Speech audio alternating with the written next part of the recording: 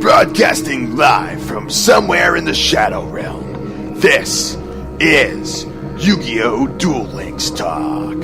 Here's your host, Doug Dimmadoo.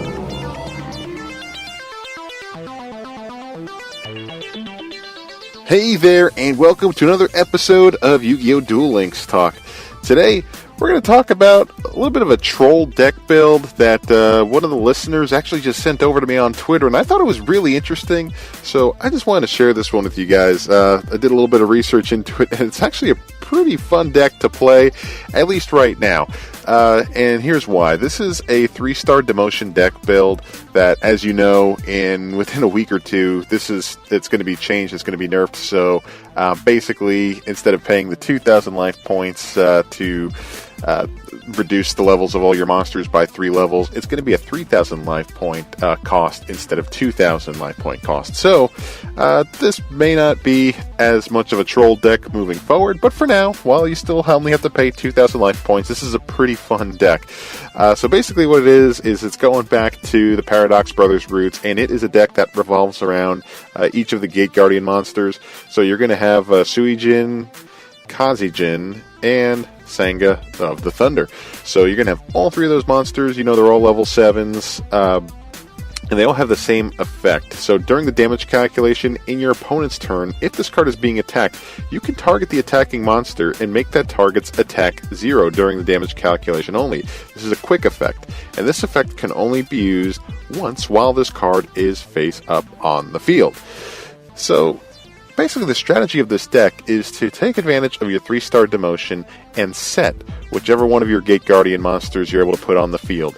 Your opponent does not necessarily know what card it is. They know it's obviously some kind of level 6 or 5, 6, 7 level monster. So they know it's going to be a pretty strong monster. They don't necessarily know what to expect. So the whole thing is just to try and get them to lure into attacking your face-down Gate Guardian monster. So, say, for example, you have Suijin. I like Suijin the best. It has the highest defense of the 3. It's got a 2,400 defense, while Kazijin and Sanga of the Thunder here, they both have a 2,200 defense. So, say, for example, you have your Suijin out there on the field, face down, your opponent doesn't know.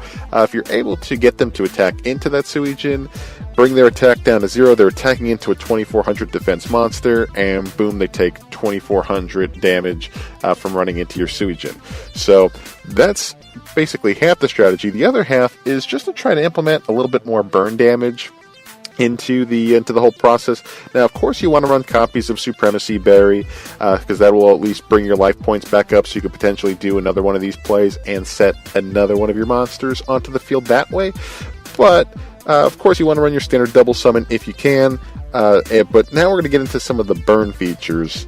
So at least within this deck, you want to run, I only have 1 copy, but you do want to run some copies of Burning Land. It's a continuous spell card where when the card is activated, if there are any field spell cards on the field, you destroy them, and during each player standby phase, the turn player takes 500 damage. So what that does is it kind of gets the clock ticking on your opponent, where they're taking 500 life points of damage every turn. Maybe that'll kind of speed things up and want them to attack into your monsters. Now granted too, you want to make sure that your life points aren't too low when you activate this card. So please remember that it's going to be a situational use for this card, because I made the mistake of sitting down there after activating my 3-star Demotion, only have 2,000 life points left, played this Burning Land card, and every turn my opponent wasn't attacking, and I was just taking burn damage, and I couldn't get anything else to boost my life points. So I didn't get any Supremacy Bears, I didn't draw into the cards that I needed to boost my life points, and I just lost on my own card effect. So that can happen. So also what I recommend are 3 copies of Goblin Thief. It is a spell card where you inflict 500 points of damage to your opponent's life points and increase your life points by 500 points.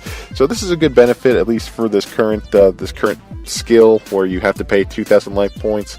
At least you get some kind of positive benefit to your life points to potentially be able to activate your 3-star Demotion skill again in a later turn. But of course, at the end of the day, all that matters is that you're burning your opponent for more damage. So that's why I also run a copy of Restructor Revolution. I know this one has been made very popular by the Taya Burn decks, and I know that they're the ones who run 3 of these, although this card will be limited in about a week or 2 to just 1. This will be the first limited card on the limited list.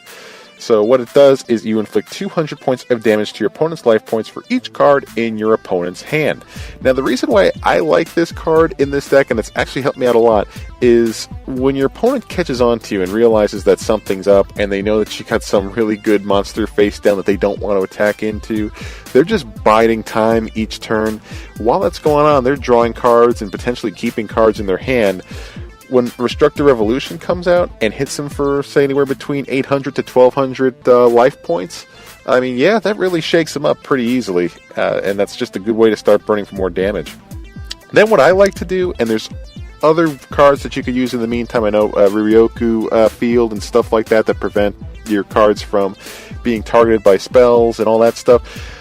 The cards that I like to run are Ultimate Providence. It's a counter trap where when a spell or trap card or monster effect is activated, discard the same type of card, monster, spell, or trap, and negate the activation, and if you do, destroy that card. Now, the reason why I like this one is because you're going to get a lot of Gate Guardian monsters in your hand that you're not just going to be able to play willy-nilly onto the field. So your hand is going to be loaded with quite a few monsters, most likely. And with the way that the current game is being played, with all the new sets that recently came out, a lot of monsters really thrive off of their own effects. So what you're able to do is at least negate some of those effects using Ultimate Providence and discarding one of your monsters that way. And one other additional feature that I like to build into this deck is the Skullmark Ladybug.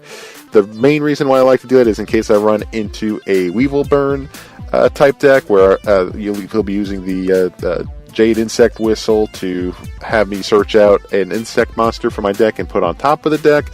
That way I could get the Skullmark Ladybug. What it does is when it's sent to the graveyard, you increase your life points by 1,000 points. So basically this just benefits this type of deck because an increase in life points are always welcome when you're using the 3-star Demotion skill set. So overall, that's kind of the basic setup of this one, and you can get a lot of good wins with it because it has that burn feature, and if your opponent gets impatient enough where they just kind of want to test your monster out and run a monster into your defense position monster, and you've already burned them for quite a bit of damage, that could be the end of the game. And that's the way that things have finished off in certain duels with this deck. But overall, I mean, it's a pretty trolly deck. It really will drive people nuts. And if played right, you can actually get pretty far in your ranked duels right now, given the current skill before they change things up in about a week or so. So this is just one of those last, just ride this out while it lasts. And maybe there would be something similar down the road, but I doubt it, given that the cost is going to be extremely high with the updated skills where you pay 3,000 life points. So I don't necessarily see this type of troll deck hanging around for long, but this one was just a really funny one, and I appreciate it to the folks who recommended that out on Twitter. So, but anyway, yeah, if you have a deck that you want me to discuss on the show, or if you want to reach out to me and just, pique my interest with a few things that are going on right now within Duel Links, just give me a shout out on Twitter at YuGiOh Deck Talk. It's all one word, at YuGiOh Deck Talk, and I'd love to hear from you. But anyway, that's it for today's episode. Hope you enjoyed it, and we'll see you next time. Take care.